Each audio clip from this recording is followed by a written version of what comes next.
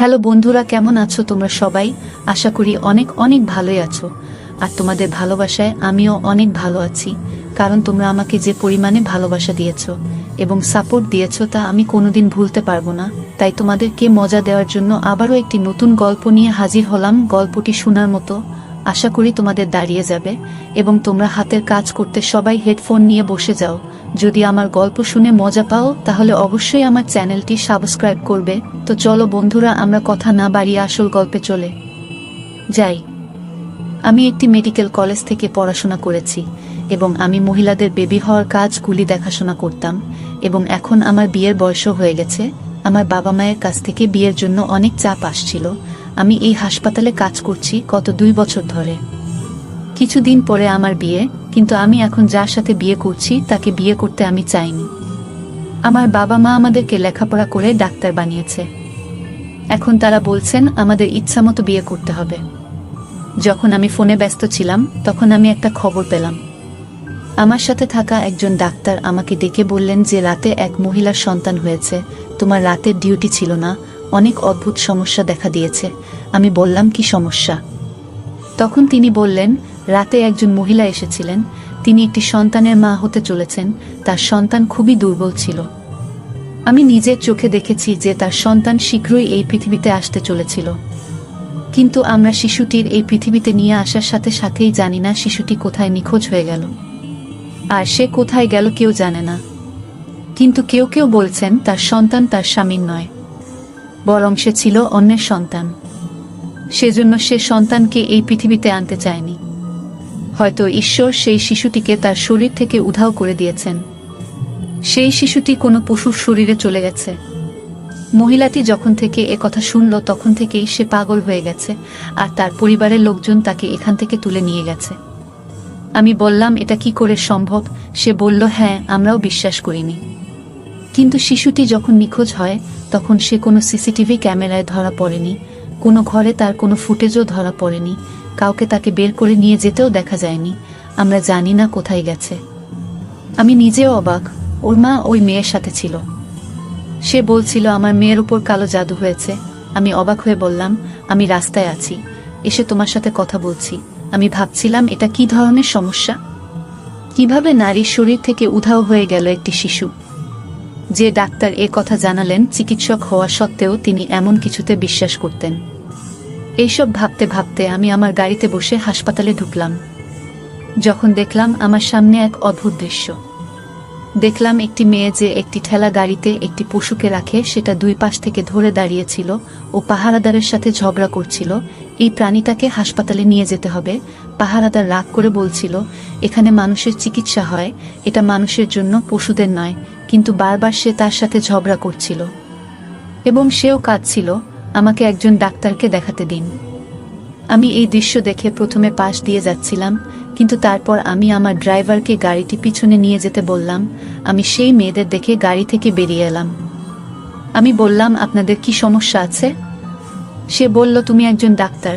আমি বললাম হ্যাঁ, কারণ আমি একটা কোট পরেছিলাম। সে বলল এই পশুটাকে দেখো, তার শরীরে কিছু আছে। আমি বললাম এই পশুটা আর বেঁচে নেই। তারা বলল এটা মৃত, কিন্তু তার শরীরে কিছু আছে। পশুটার অবস্থা অনেক খারাপ ছিল তখন। পশুটির শরীরের দিক থেকে অনেক বড় ছিল। আমি বললাম এটা মানুষের হাসপাতাল। তিনি বলেন আমরা জানি এটা মানুষের হাসপাতাল, তাই আমরা তাকে এখানে নিয়ে এসেছি, কারণ এই পশুটির শরীরের ভিতরে একটা ছোট্ট বেবির কান্নার আওয়াজ আসছে। সে যা বলল তা শুনে আমি অবাক হয়ে গেলাম। আমি বললাম এটা তো হতে পারে না। উনি বললেন এমনটাই হয়েছে, এই জন্যই তো একে নিয়ে এসেছি। তার চারপাশে অনেক ভিড় ছিল, মানুষ শুধু দেখছিল, ভিডিও করছিল। ইতিমধ্যে অনেক সময় নষ্ট হয়ে গেছে। আমাদের সাহায্য করুন, অনেক দেরি না হয়ে যায়। আমি বললাম এই পশুটি আর বেঁচে নেই, আর তোমাদের কোনো ভুল হচ্ছে, এমন কিছুই নেই, এটা সম্ভবও নয়। উনি বললেন আগে আমরাও তাই ভেবেছিলাম, কিন্তু আমরা কান দিয়ে আওয়াজ শুনেছি। আপনি আমাদের সাহায্য করুন। আমি বললাম তোমাকে সাহায্য করলেও কোনো লাভ হবে বলে মনে হয়। এ খবর বের হলে হাসপাতালের দুর্নাম হবে, আর আমাদের সমাজে এমন একটি গল্প মানুষের সামনে ফুটে উঠবে এবং মানুষ তা শুনে অনেক কিছু অনুমান করবে। কারণ একজন মানুষ জানে না গল্প শুনে তার মন থেকে কি ফলাফল বের হবে। মেয়েটি বলল যে ফলাফল যাই হোক না কেন তা থেকে কি হতে পারে এবং কি হবে, কারণ এটি মিথ্যা নয়, এটি আমাদের সমাজেরই এক খারাপ রূপ যা এখন আমাদের সামনে এসেছে। উনি আমাকে সৃষ্টিকর্তার অনেক দোহাই দিলেন আর বললেন আমাদের সাহায্য করুন। আমি পশুটির দিকে একবার তাকিয়ে মেয়েটির দিকে তাকালাম এবং বললাম, ঠিক আছে, আমার সাথে আসুন। যখন আমি তাকে ভিতরে নিয়ে যাচ্ছিলাম তখন সবাই অবাক হয়ে দেখছিল। এই খবর পৌঁছে গিয়েছিল হাসপাতালের ইনচার্জের কাছেও। সে বলল, এই মেয়ে দুটোকে আমার কাছে পাগল মনে হয়, কিন্তু তুমি তো বুদ্ধিমান, ওদের সাথে এনেছ কেন? এইসব কি? আমি বললাম, ডাক্তার সাহেব আমাকে এরা যা বলেছে তাই আমি তাদের ভিতরে নিয়ে এসেছি। খারাপ কিছু হলে তার শাস্তি হবে, কারণ তারা আমাদের সবার সময় নষ্ট করেছে। কিন্তু যদি সত্যিই এমন হয় তবে আমাদের দায়িত্ব নিজের চোখ ও হাতে এই সমস্যার সমাধান করা। আমি যখন এখানে দায়িত্বে থাকা ডাক্তারকে বিষয়টি জানাই তখন এখানকার ইনচার্জ বললেন, আমাদের সবারই সময় নষ্ট হয়েছে। সেও অবাক হলো। সে বলল, এই মেয়ে দুটোকে আমার বোকা মনে হচ্ছে, রাস্তা থেকে একটা মৃত পশু তুলে নিয়ে এসেছে। কিন্তু এখানে আমার প্রশ্ন ছিল, তাদের এসব করার কি দরকার ছিল? আমরা শুধু এই নিয়ে তর্ক করছিলাম। দায়িত্বরত ডাক্তার বলছিল, এরকম কিছুই হবে না, এটি একটি মানব হাসপাতাল, আমরা এখানে এই পশুটি রাখতে পারি না, সব জায়গা ময়লা হয়ে যাবে। হঠাৎ আমাদের কানে কিছু একটা শুনতে পেল। ওটা হাসপাতাল, এখানে প্রতিদিন কত শিশু হয়, একটি শিশুর কান্না শুনে অবাক হবার কিছু নেই। পাশের ঘরে অবশ্যই একটি শিশু কাঁদছে। কিন্তু আবার আওয়াজ এলে পায়ের নিচ থেকে মাটি সরে গেল এবং শীঘ্রই পশুটিকে মানুষের অপারেশনের জায়গায় রাখা হয় এবং দ্রুত সবাই জড়ো হয়ে গেল। দায়িত্বে থাকা ইনচার্জ এই ধরনের কোনো ক্ষেত্রে আসতেন না, তিনি শুধুমাত্র অনেক গুরুতর ক্ষেত্রেই সাহায্য করতেন। কিন্তু সেও এসে সামনে দাঁড়ালো এবং আমার সাথে সাথে দেখতে থাকলো কোথা থেকে শিশুর আওয়াজ এসেছে, কারণ আমরা অনেক কাছ থেকে শিশুদের কণ্ঠ শুনতে পাচ্ছিলাম। শিশুটা হয় গভীর কিছুর ভিতরে আটকে আছে, নয়তো 4-5টা কাপড়ের ভিতরে আছে। এমন একটা আওয়াজ আসছে। ওই মেয়েদের বাইরে পাঠিয়ে দেওয়া হলো। তার অবস্থাও খারাপ ছিল, তার হাত পা কাঁপছিল, সে খারাপভাবে কাঁদছিল। কিছুক্ষণ পরে আমরা আমাদের জীবনের অদ্ভুততম ঘটনা এবং অদ্ভুত মৃত্যুর সাক্ষী হয়েছিলাম। কিন্তু আমরা কিছু বলার আগেই বা কোনো সিদ্ধান্তে আসার আগেই আমি সেই মেয়েদেরকে আমার অফিসে ডেকে নিলাম। তাদের একজনের নাম মোহিনী আর অন্যজনের নাম ছিল আঁচল। মোহিনী অনেক মন খারাপ করে কাঁদছিল। আমি বললাম, পশুটা কোথা থেকে পেলে আর ওকে এখানে এনেছ কেন? সে বলল যে আমরা যথারীতি আমাদের কলেজে যাচ্ছিলাম, সে আমার বন্ধু, আমরা একই এলাকায় থাকি। যখন আমরা দুজনেই সেই পশুটির পাশ দিয়ে যাচ্ছিলাম তখন আমরা একটি শিশুর কান্নার শব্দ শুনতে পাই। আমরা দুজনেই অনেক অবাক হয়েছিলাম, ভেবেছিলাম হয়তো আমাদের মনের ভুল। কিন্তু কিছুক্ষণ পরে যে দৃশ্য আমরা দেখতে পেলাম, ডাক্তার সাহেব, আমি কথা বলতে পারছি না। আমি আপনাকে কি বলবো? এই নিষ্ঠুর পৃথিবীটা অনেক খারাপ। শুধু এই পশুটাকে তুলে তোমার কাছে এনেছি। আমি বললাম, আর তুমি কি জানো? তাই সে বলল সে এটা বলতে চায় না। কিন্তু আমি এর চেয়েও বেশি জানি। আসলে আমি জানি এসব কে করেছে। আমি এটা শুনে হতবাক হয়ে গেলাম। বললাম, কে করেছে এসব? তাই সে বলল, আমার এক বৌদি আছে, সে আমাদের থেকে আলাদা থাকে। আমরা একই বাড়িতে থাকি, কিন্তু ঝগড়া ঝাঁটির কারণে আমাদের মধ্যে একটি প্রাচীর তৈরি হয়েছে। সে তার কথায় আমাদের ভাইকে প্রভাবিত করেছে এবং আমাদের সাথে প্রতিটি সম্পর্ক ভেঙে বাড়ি আলাদা করে নিয়েছে। বাড়িটি আমাদের নিজস্ব ছিল, সেজন্য মাঝখানে দেয়াল দেয়া হয়েছে। কিন্তু ভাইয়ের মনে কি হয়েছে জানি না, 2 মাস পরে সে আবার দ্বিতীয়বার বিয়ে করল। এখন তার 2টি বউ নিয়ে আলাদা বাড়িতে থাকে এবং আমার কাছে মনে হয় এই গল্পটি তাদের বাড়ি থেকেই উঠে এসেছে। এটি তাদের 3 জনের দ্বারা করা হয়েছে। আমি বললাম, আপনি কি নিশ্চিত? তিনি হ্যাঁ বললেন, কারণ এই পশুটি সেখানেই পড়ে থাকত। আমার এক বৌদি একটি সন্তানের জন্ম দিতে চলেছিল, তারা আমাদের কিছু বলেনি। তবে বাড়িটি এত কাছে যে তার মধ্যে কেবল একটি প্রাচীর রয়েছে, তাই আমরা তাদের কথোপকথন শুনতে পেতাম। আমি বললাম, তাহলে তোমাকে আমার সাথে কোথাও যেতে হবে। আমি ডাক্তার ছিলাম, আমার কাজ শেষ। কিন্তু আমি এই ঘটনার শেষ অবধি যেতে চেয়েছিলাম, কারণ এই ঘটনাটি কোনো স্বাভাবিক ঘটনা ছিল না। আমি জানতে চাইছিলাম, এমন মানুষও কি এই পৃথিবীতে থাকে? আমি তাদের দুজনকে আমার গাড়িতে বসিয়ে তাদের বাড়ির দিকে রওনা দিলাম। তার বাড়ি বেশি দূরে নয়, কিন্তু আমরা জাঞ্চটে আটকা পড়েছিলাম। পথে মেয়েটিকে জিজ্ঞেস করলাম, আপনার 2 বৌদি কেমন মহিলা? সে বলল, দুজনেই নিজ নিজ জায়গায় অদ্ভুত। প্রথম বৌদির নাম আলপনা। সে শুধু আমার ভাইকে নিয়ে আলাদা হতে চাইতো, আর সে এটা একবারও ভাবেনি আমাদের ভাই ছাড়া কেউ নেই। আমি সকালে কলেজে যাই, সন্ধ্যায় টিউশনি করি, মা বাড়িতে কাপড় সেলাই করে, আর এভাবেই আমরা বেঁচে থাকি। আমি বললাম, তোমার ভাই তোমাদের জন্য কিছুই করে না? সে বলল যে মাঝে মাঝে একটু টাকা ধরিয়ে দিয়ে যায়, কিন্তু সেই টাকা দিয়ে আমাদের চলে না। সেও তার বউয়ের কাছ থেকে গোপনে টাকা দেয়। বৌদি কখনো আমাদের সাথে কথা বলে না, উচ্চস্বরে কোনোদিনও কিছু বলেনি। সে শুধু ভাইয়ের কান বড় করত, নিজেকে দুঃখী রাখত এবং বলতে থাকে যে আমি আলাদা হতে চাই, আমি একটা আলাদা বাড়ি চাই, এটা আমার অধিকার। অবশেষে ভাই রাজি হলো, কিন্তু তারপর ভাই আবার বিয়ে করল। এই বিষয়ে বৌদির অনেক আফসোস হয়েছিল। আমরা রাতে ওর কান্না আর আওয়াজ শুনতাম। আমি বললাম, তোমার অন্য বৌদি কেমন মহিলা? তারপর সে বলতে থাকলো, সে অনেক খারাপ মহিলা। সে প্রথম বৌদির জীবন খারাপ করে তুলেছে। সারাদিন সে একে অপরের সাথে ঝগড়া করে, আর আলপনা বৌদির সাথে পশুর মতো আচরণ করে। সব এলাকা তাদের ঝগড়ার আওয়াজ শুনতে পায়। সে বৌদিকে তার ইশারায় নাচাতে থাকে, কিন্তু আমরা অবাক হয়ে যাই কেন আমার ভাই তাকে বিয়ে করল। আমি বললাম, আপনার ভাই বড় মনের মানুষ হবে। তখন তিনি বললেন, ডাক্তার সাহেব, আমি জানি না, আমার জন্য সে আমার ভাই, তার মনে কি চলছে আমি কিভাবে বুঝব? কিন্তু আপনাকে বুঝতে হবে যে তার দ্বিতীয় বিয়েটি এমন যেমন সূর্য পূর্ব দিক থেকে উদিত হয়েছে, পশ্চিম দিক থেকে নয়। কারণ তার প্রথম বিয়েটি ছিল ভালোবাসার বিয়ে, কিন্তু আমি জানি না কেন তিনি দ্বিতীয়বার বিয়ে করলেন। আমি বললাম, কেন বৌদির এই বেবি হবে? তখন তিনি বললেন যে আমার প্রথম বৌদি আলপনার সন্তান হতে চলেছে, কিন্তু মা বলেন তার দিন অনেক এগিয়েছে এবং সন্তানের কণ্ঠস্বর এখনো আসেনি। আমার মা বেবিকে কোলে রাখতে অনেক পছন্দ করেন। তিনি বলেন, এটা আমার একমাত্র ছেলের সন্তান, আমি এটাকে বড় করতে চাই, কোলে ওঠাতে চাই।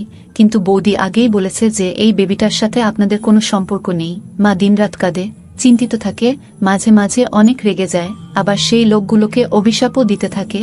আমি তাকে এই কাজ করতে নিষেধ করেছিলাম। আমরা বাড়িতে পৌঁছে দরজায় পৌঁছতেই মোহিনীর অন্য বৌদি দরজা খুলে দিল। যখন আমি সেই মহিলাকে দেখেছিলাম, তখন আমি তাকে চিনতে পেরেছিলাম যে সে যেভাবে পোশাক পরেছিল তাতে সে অন্য কোনো মহিলা নয়। এমনকি দিনের বেলাও তিনি এত মেকআপ পরেছিলেন। এই ধরনের মহিলারা ছেলেদের নাচানোর কৌশলগুলি অনেক ভালো করেই জানেন, তাই তার ভাই দ্বিতীয়বার বিয়ে করেছিলেন। মোহিনীকে দেখে বলল, মোহিনী, তুমি এখানে কি করছো? আর এই ম্যাডাম কে? আমি বললাম, আমরা কি ভিতরে এসে আপনার সাথে কথা বলতে পারি? সে বলল, হ্যাঁ আসুন। আমরা দরজায় দাঁড়িয়ে কথা বলতে পারি না, কিন্তু আপনি কে? মোহিনী বলল, এই তো ডাক্তার সাহেব, আর জিজ্ঞেস করতে এসেছে আলপনা ভাবির স্বাস্থ্য কেমন। এই বলে সে হাসতে থাকলো আর বলল, আলপনা তো এখানে নেই, তাহলে ওর স্বাস্থ্যের খোঁজ নিতে এসেছেন কেন? আমি বললাম, আলপনা ভাবি কোথায়? তাই সে বলল যে সে তার বাড়িতে গেছে। আমি বললাম, কিন্তু সে একটি সন্তানের জন্ম দিতে চলেছে, সেটা কি হয়ে গেছে? তাই তিনি বললেন, আমরা জানি না এটা হয়েছে কিনা, সময়ও পার হয়ে গেছে, কিন্তু জানা গেল তার সন্তান এই পৃথিবীতে এসেও বাঁচেনি। সেজন্য ওই মহিলা পাগল হয়ে গেছে।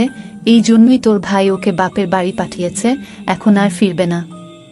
সে তার সন্তানের জন্য এতটাই পাগল হয়ে গেছে যে সে এই পৃথিবী ছেড়ে চলে যেতে চেষ্টা করছে।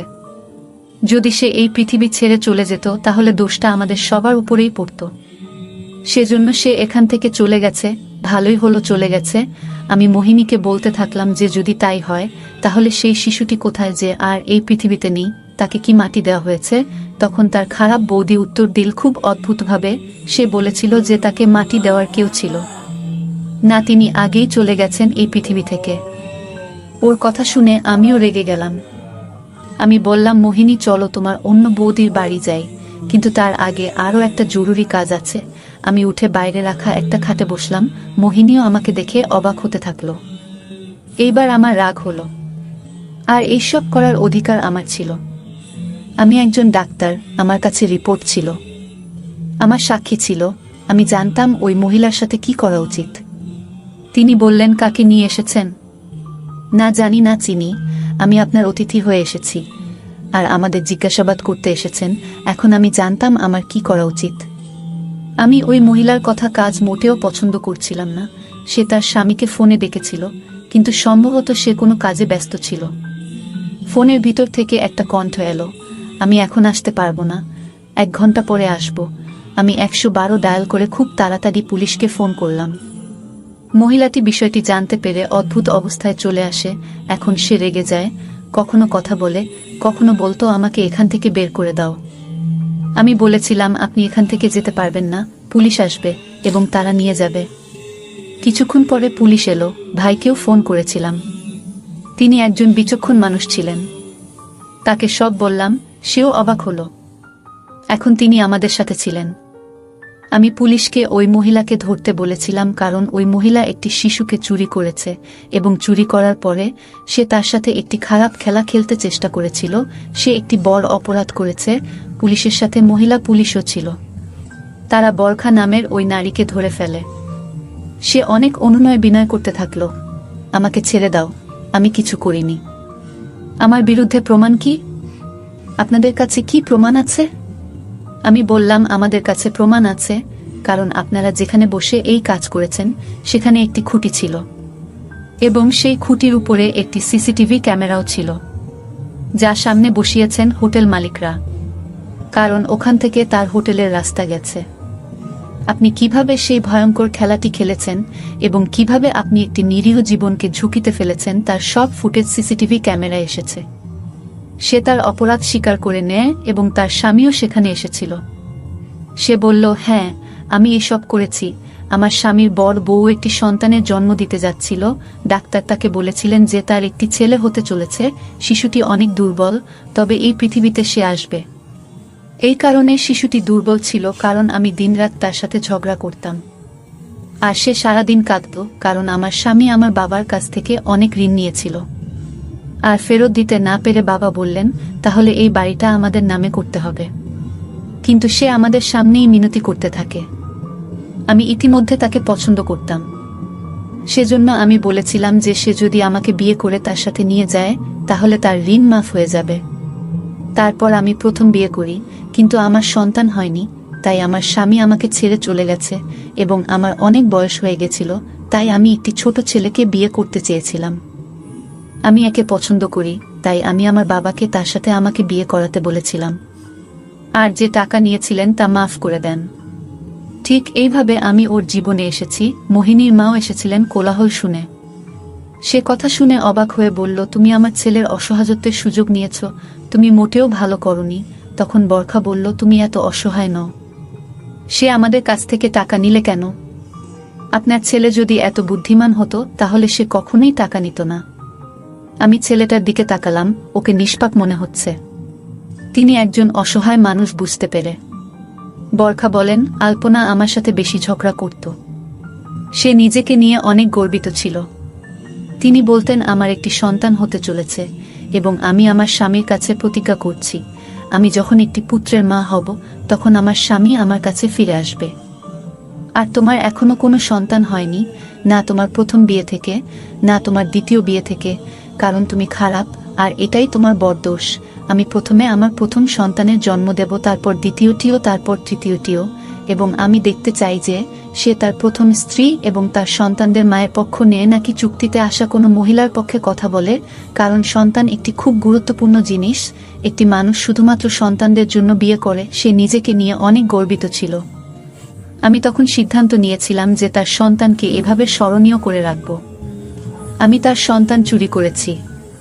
তার সন্তান অনেক সুন্দর ছিল, 1.5 কেজি ছিল। আমি তাকে একটা প্রাণীর শরীরের মধ্যে রাখলাম এবং সেই প্রাণীটির শরীরটা সুতো দিয়ে সেলাই করে দিলাম এবং পরে এলাকায় ছড়িয়ে পড়ে। শিশুটির জন্য সে পাগল হয়ে গেছে। তার সন্তান, যার সাহায্যে সে আমার সাথে জিততে চেয়েছিল, তাকে শেষ পরিণতি দিয়ে দিয়েছিলাম। আমি পশুর শরীরে সেই শিশুটিকে রেখে দিই এবং আমি সব এলাকায় এটি বিখ্যাত করে দিই যে তার নিজের কর্মের কারণে তার শরীর থেকে সন্তান উধাও হয়ে গেছে আর সে কোনো পশুর শরীরে স্থির হয়ে গেছে। এই কথা শুনে ডাক্তারের কথা মনে পড়ল। আমার এত তাড়া ছিল যে তার সাথে কথাও বলতে পারছিলাম না, কিন্তু এখন বুঝলাম এটা মিথ্যা নয়। তিনি যা দেখেছেন তা বলেছেন, তবে তিনি অবশ্যই কিছুটা বোকা ছিলেন, কারণ কিভাবে শিশুটি নিখোঁজ হয়েছে তা তিনি খুঁজে পাননি। হাসপাতালের কিছু কর্মচারী বরখার সাথে বন্ধুত্বপূর্ণ ছিল। বরখার বাবার অনেক টাকা ছিল, তিনি যে কারো বিশ্বাস কিনতে পারতেন, আর সেটাই করেছেন তিনি। তার স্বামীও অবাক। বরখাকে পুলিশ তুলে নিয়ে যায়, কিন্তু মোহিনীর ভাই, তার মা এবং মোহিনী হাসপাতালে ফিরে আসেন। আমি বাকি ঘটনা হাসপাতালের লোকদের বলেছিলাম এবং তাদেরকে এই কেসটি পরিচালনা করেছে তা খুঁজে বের করতে বলেছিলাম এবং তাদের সবাইকে পুলিশের হাতে তুলে দিন। এরপর আমরা আলপনার বাড়িতে পৌঁছালে তার মা দরজা খুলে দেন আর বললেন, আপনারা তো সাংবাদিক, একটু আগে রিপোর্টার এসে আমাদের অদ্ভুত প্রশ্ন করছিলেন না, আমি আপনাদের ভিতরে আসতে দেব না। কিন্তু তারপর যখন তিনি মনোযোগ দিয়ে আমাদের দিকে তাকালেন, আমরা অবাক হয়ে গেলাম। রুমে ঢুকে দেখি সামনে শুয়ে আছে আলপনা। তার অবস্থা অনেক খারাপ। আমি দ্রুত এগিয়ে গেলাম। আমি পরীক্ষা করে দেখলাম তার অনেক জ্বর আছে। তিনি সবেমাত্র একটি সন্তানের জন্ম দিয়েছেন। এরপর এত বড় চাপ খেয়েছেন তিনি। সে বলল, আমি অনেক খারাপ, আমার সাথে অনেক খারাপ হয়েছে। সে নিজের সাথে কথা বলছিল। তার একটা অদ্ভুত অবস্থা ছিল, মনে হচ্ছিল সে পাগল হয়ে গেছে। এই দৃশ্য দেখে তার স্বামী কাঁদতে থাকল আর রুম থেকে বেরিয়ে গেল। আলপনা দেখেনি কে কে ঘরে ঢুকেছে, সে তো পাগল, হারিয়ে গেছে নিজের জগতে। আমি আমার শাশুড়ির সাথে অনেক খারাপ কাজ করেছি, আমার স্বামীকে মায়ের কাছ থেকে আলাদা করে দিয়েছি। এ কারণে আমার ছেলেও আমার কাছ থেকে দূরে চলে গেছে। সে আমাকে ছেড়ে রাগ করে চলে গেল। সৃষ্টিকর্তা আমাকে শাস্তি দিয়েছেন। আমার কি হয়েছে? আমি তাকে ডেকে বললাম, আমার কথা মনোযোগ দিয়ে শোনো আলপনা, আমার কথা মনোযোগ দিয়ে শোনো। কিন্তু সে শুনছিল না এবং তারপর আমি